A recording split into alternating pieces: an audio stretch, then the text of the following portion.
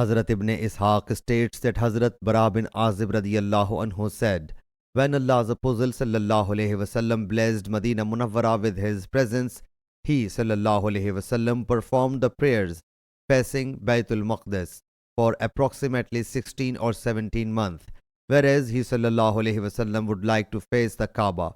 So Allah Jalla Jalaluhu thereupon revealed, we are seeing the turning of your face towards heaven repeatedly. Necessarily, then we will turn you towards the Qibla which pleases you. Surah Al-Baqarah, verse 144.